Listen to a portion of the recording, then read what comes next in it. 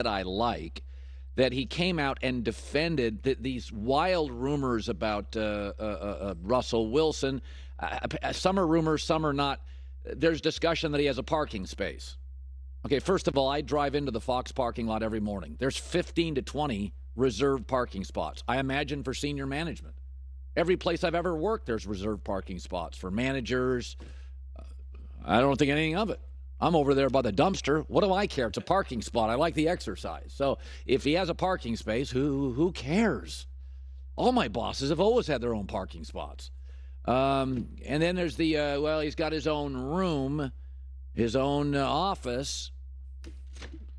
Can I just say this? If I owned an NFL franchise, I would give my GM his own office, head coach his own office. When I used to work covering the Tampa Bay Buccaneers, the GM and the coach had their own office. So did the scouting director.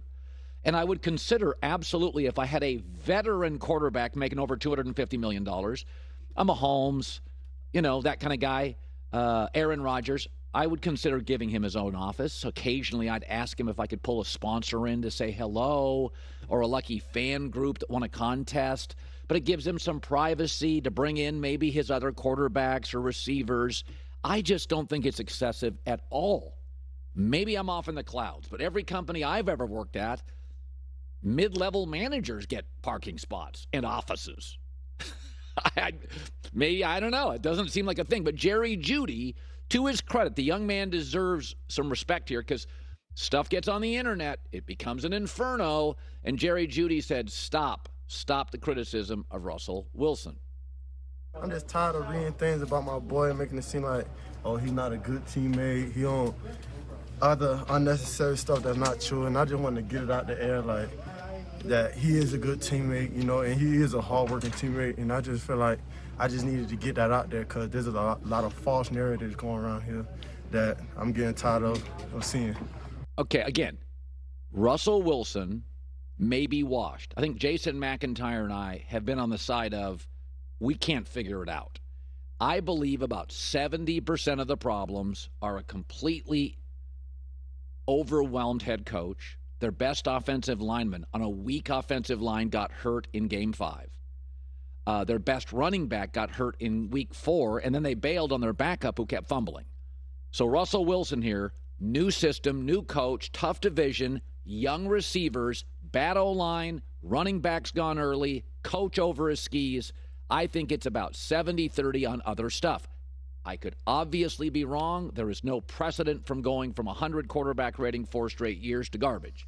There's just no precedent for it. But I will say this, is that, and this is probably a good thing. Most comedians, honestly, should be liberal, because they should be fighting power. It's funnier to make fun of rich, powerful people. It's not funny to make fun of poor people and people that are being overwhelmed in life. Most comedians should be liberal. They should fight. So should newspaper people. They should be fighting corporations and power. And that's something that gets lost, is that it's okay. The media sometimes, it does lean left, fighting in their view for the little guy. Hey, listen, I work at Fox. We're conservative. I'm totally okay with it. My friends in the media, probably 60-40, 70-30 Democrat over Republican. I don't care. Good people, good people. But I do think, and this is why this matters, is that sometimes Russell Wilson comes off as very corporate, says whatever the owner wants, says whatever, it doesn't come off as authentic. He's get me my money, beautiful wife, corporate guy, little cringy, and the media doesn't love him. For a long time, they loved Aaron Rodgers, the contrarian, until that vaccine stuff. So, my takeaway is I get why some of the media don't like certain people who come off as powerful and corporate, but it does feel a little bit like we're piling on here. Nathaniel Hackett wasn't even a coordinator in Green Bay. Was he even truly a play caller consistently? I mean, Aaron, they say, runs what Aaron wants to run. He blew off Mike McCarthy for years, and McCarthy had a Super Bowl. McCarthy's got the Cowboys going to finish like 13-4. Maybe Russell's washed. I could certainly, I don't know how to explain it, and I get some of the animosity here toward him, but it does feel like parking space? Really? That's got you worked up? I mean, if you've ever worked at a corporation, mid-level managers have them. He's got his own office. Who gives a rip? I do. I talk into a microphone for a living. Now, half the time I come into it and Bradshaw's asleep on the couch eating all my snacks. It just feels a little bit like piling on. And Jerry Jeudy, to his credit, came out and defended his guy. J-Mac with the news. No. Heard on the news. This is the Herd Line News. Franchise quarterback you spend $250 million on has his own office. I'm stunned at that development. Like, what the heck? All right, let's get started, Colin, with the big news out of Philadelphia. Jalen Hurts, the likely MVP this season if Mahomes doesn't overtake him, returned to practice for the first time since his shoulder injury was listed as limited. You see him here going through some drills. I don't see any extra padding around the collar. Looks like he could go. Yeah. Instead of Gardner Minshew. But they're hosting the Saints this Sunday. I think the bigger news than Jalen Hurts is Lane Johnson, Colin. I dug up this stat. Lane Johnson, when they're missing their great right tackle, the last 3 years, not the same 3-10. That's what their record is. He is a great offensive lineman, instrumental to the run game, the pass protection. He may be the best right tackle in league history. He's certainly up there. He's in the discussion. And without him, they have just not looked like the same team. That's right. This is a dangerous spot, I feel like, against the Saints. Coming off that kind of disheartening loss to Dallas. Yeah. I know. I want to go Saints, but I look at the Saints injury report. They're missing their left tackles out. Alvin Kamara is not practicing. I don't know what to make of this, but do you think, if you're an Eagles fan, do you want to see Hurts back out there?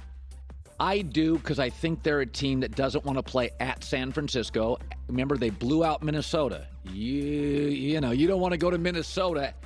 So I feel outside of the Niners, I feel every other good NFC playoff team needs to play at home.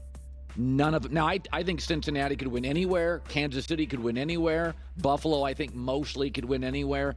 I think Philadelphia, Sirianni's never won a playoff game. Yeah. Jalen Hurts, never won a playoff game. They need to be at home. I think they're taking this game very seriously. I mean, you look at the NFC, 4 teams have a positive point differential. That's it in the entire conference, and one of them is the Vikings, who went outside in Philly and got destroyed. This weekend will say a lot about the Vikings in Green Bay. Yeah. Next up, Tom Brady. This is a wild stat. He's officially spent half of his life in the NFL. Yesterday was his 8,292nd day since being drafted by the Patriots. He had lived 8,292 days before that. Wow. He was informed of this incredible stat during his press conference yesterday. Here was Tom Brady's response. That's crazy. The stats and data is everywhere. It's a data-driven world, but that's crazy. It's hard for me to imagine. So I've loved it. I've certainly loved my opportunity to play, and it's been a lot of it's memories and relationships. I've certainly had my fair share of those. Relationships, key word there for backwards hat guy Tom Brady. Relationships. Well, Derek Carr and Josh McDaniels in Vegas. So you've been on this for a while, right? No, you've been on that one big. I'm kind of a skeptic on that one, but you are very much into. I mean, let's be honest. Do we both agree the Raiders are moving off Derek Carr? Oh, that's a given. Okay. Apparently, they don't even want him in the facility this week because of the bad negative vibes. Okay. All the players defending him. So your options are Josh McDaniels now. This is his second go as a head coach. It's starting badly. What would you want? A rookie quarterback or Brady? Or I think Jimmy Garoppolo is really the only other. You're not going for Ryan Tannehill. That's not happening. And you're not going for a kid. Yeah. And just a reminder, so the guy they're starting this week is Jarrett Stidham. A lot of people scoff. Who's Jarrett Stidham? What has he done? You know where he was before Vegas, right? Yeah, in New England with Josh McDaniels. Yeah, but he's not a starter. Josh McDaniels likes his guys who know his football. Jarrett Stidham knows his game. Tom Brady knows Josh McDaniels. It's just it seems like a natural fit, Colin. But you don't think Jarrett Stidham's the answer? No, hell no. Oh, sorry. No, I do not think Jarrett Stidham's the answer. That was a little early for a hell no. All right, let's wrap up with the biggest game of Sunday in the 4 p.m. window, East Coast time. Geno Smith revenge game against the Jets. They drafted him back in 2013. His first 4 seasons there included a lot of futility, and I think he got punched out by a teammate, right, at practice. Linebacker clocked him in the face. He's talking about facing the Jets with a playoff spot on the line for Seattle. Says he's not focusing on the revenge aspect against his former team. We need a win so we can get into the playoff obviously there'll be some speculation, some talk about that. It comes with the territory. It's to be expected. I got a lot of love for the Jets, the organization, and a lot of people that are still there that were there when I got drafted. So for me and this team, it's business as usual. Another week to prepare and a tough challenge for us to go out there and try and get this win. We need it. By the way, the season started all of us laughing at Russell Wilson, and Pete Carroll really knew what he was doing. Geno's not the answer without a run game, and they have to go to the draft where there's about one quarterback per year that's a franchise quarterback. So